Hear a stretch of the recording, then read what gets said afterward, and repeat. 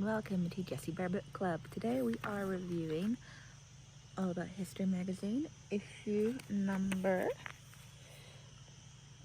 131. This one is all about Troy, the failed colonies, Tiananmen Square, Red Square in China. You know where I mean. How to win a war, and the radical astronomer, as well as the birth of the Yakuza.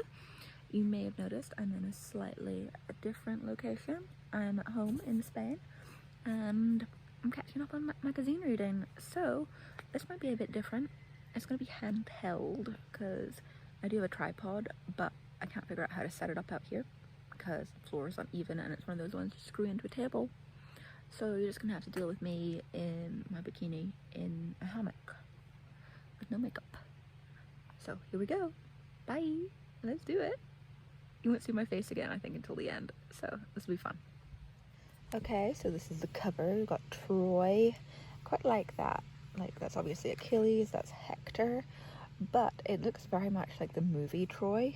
You know what I mean, like the one with Brad Pitt, where they all have shaved legs and are very attractive.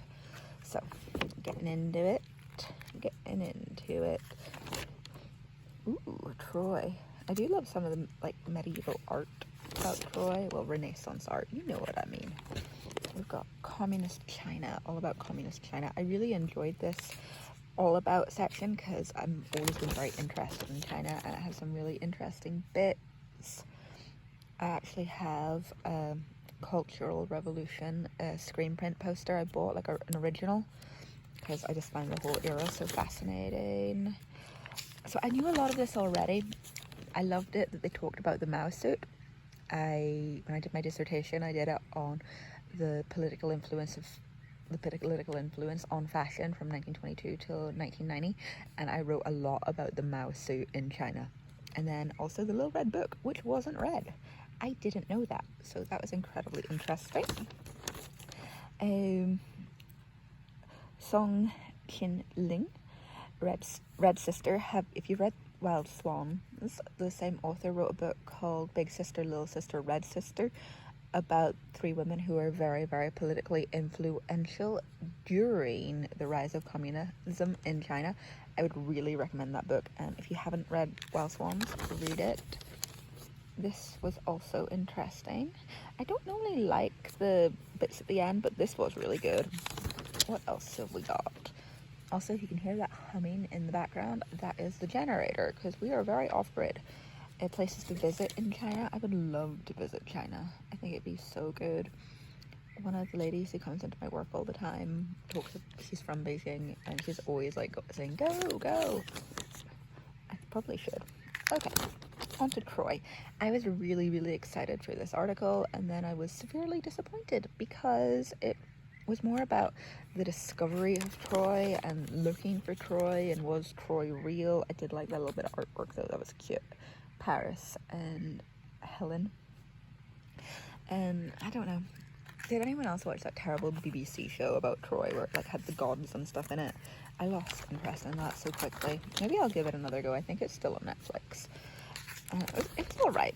It was interesting finding out there was like all these different sites on where they think Troy was. So there's like, I think it goes up to Troy like 11 or 12, and then the guy who actually discovered the site dressing his wife up in the jewelry he found and stealing the jewelry, so it's all in a museum in Russia, even though he was German. That was interesting, but apart from that, it was like the most interesting bit. What else? Some of the main players. We all know the main players. And then the rise of the Yakuza. I really enjoyed this article as well. More than I thought I would. Normally these articles can be a bit dull, but this was really good about how they rose from street peddlers and like market people. It recommended some good movies about the Yakuza as well, which I might watch. I do like movies like that. I'm sorry, some of the pages are stuck together because I was reading this in the pool, so bear with me. Oh, the failed colonies. It's alright. It wasn't a brilliant article. I mean, it was all okay.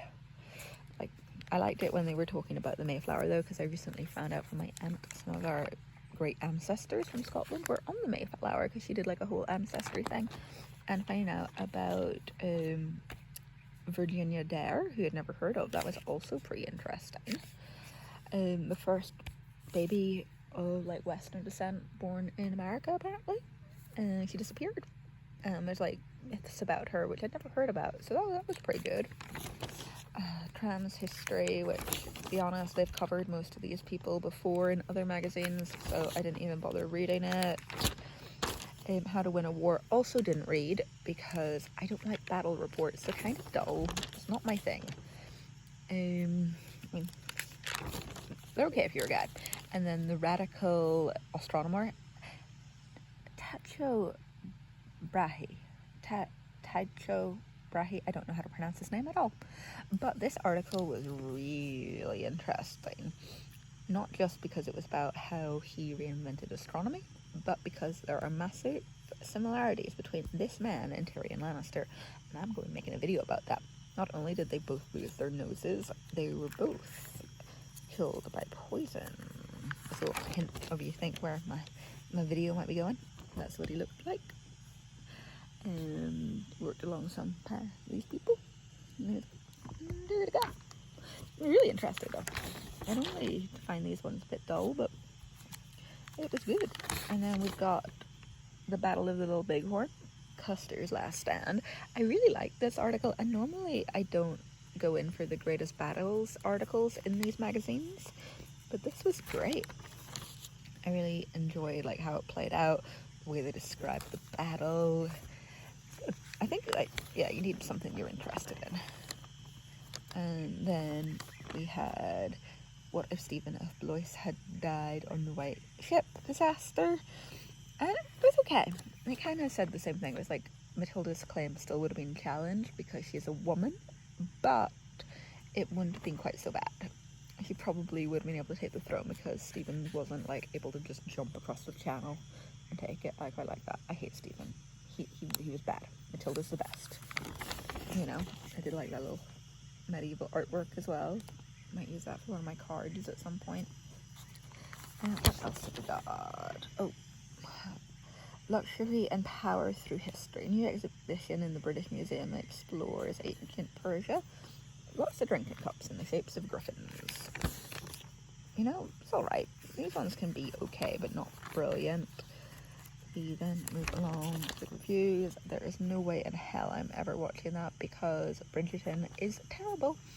I went as Pride and Prejudice and Zombies a few Halloweens ago, and everyone kept saying, "Oh, you're Bridgerton, you're Bridgerton," and I was like, "No, I'm not. Bridgerton sucks. It's not even realistic." There's not really good recommendations. I mean, there's Judgment of Nuremberg. No, I'm not going to watch that. And then they had Scrapple.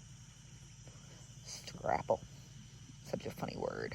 But it's like just chicharrones. Like, it's a lot of effort for some chicharrones, and I'm not making it. So, that's that.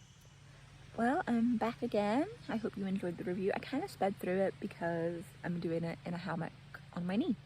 And, you know, normally I have a better setup than this, but I just wanted to do it because I'm here, and I probably won't bring the magazines home. I'll probably just leave them so I have space in my hand luggage. So, if you like this video, remember to like, comment, and subscribe. And I will be reviewing this magazine next. That's my next read. That is issue 128, so there's a few I've missed in between. Sorry about that. I just lifted like a bunch that were in the magazine rack before I left. So I'm gonna do that. And until next time, like, comment, subscribe. You can follow me on Instagram at Lady Jessica Riddell for some lovely summary videos. I'm here for nearly 2 weeks, so that's good. Okay, bye.